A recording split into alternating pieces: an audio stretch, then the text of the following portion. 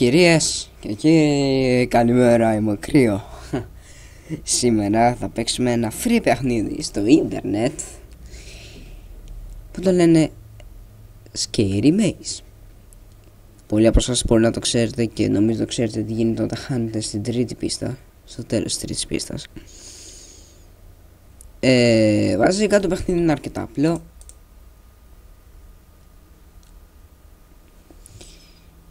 Είσαστε που λέτε εδώ πέρα.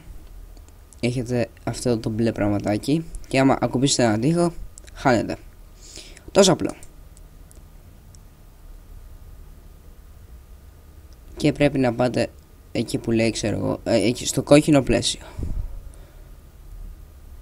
Αυτή είναι η δεύτερη πίστα. Και πολλοί λένε ότι στην τρίτη πίστα δεν μπορείς να την περάσεις. Και εγώ το πιστεύω. Μόνο που εγώ σήμερα θα το περάσω.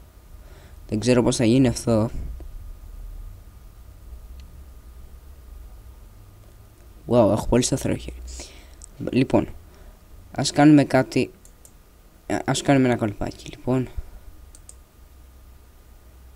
έχουμε τελίτσα που λέτε. Μπορείτε να κάνετε κλικ εδώ απευθείας. Λοιπόν, θα χάσω και θα δείτε τι θα γίνει. Είσαστε έτοιμοι? Αν είσαστε πολύ βοητσιάριδες σε πράγματα που σας τρομάζουν στιγμιαία ή αν έχετε προβλήματα καρδιάς, σας παρακαλώ, σας δίνω 3 δεύτερα για να κλείσετε το βίντεο. Οκ, ελπίζω να παραμείνετε όσοι δεν έχετε αυτά τα προβλήματα. Πάμε.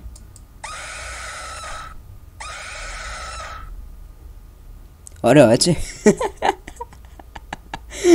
Λοιπόν, αυτό είναι ο σκοπός του παιχνίδι, να σε κάνει να τρομάξεις.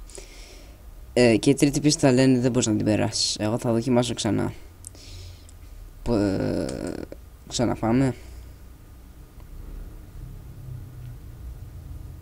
Ας παίξουμε λοιπόν. Λοιπόν, τις πρώτες δύο πίστες θα τις περάσω. Τις πρώτες δύο πίστες θα τις περάσω έτσι απλά, για να μην χάνουμε χρόνο. Και όπα. Και στην τρίτη, έλα, και στην τρίτη πίστα όσο απλώς μέχρι εδώ. Εντάξει, όντως δεν γίνεται να το περάσεις.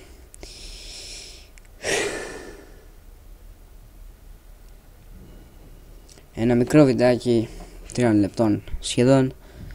Θα ήθελα να σας ευχαριστήσω που κοιτάξετε αυτό το βίντεο. Θα ήθελα να ευχαριστήσω όποιος έφτιαξε αυτό το παιχνίδι, γιατί είναι και γαμό τα παιχνίδια. Οπότε τα λέμε. Κάντε like, κάντε dislike άμα είσαστε φοβητσιάριδες. Και ό,τι και να είστε, κάντε subscribe. More videos coming soon.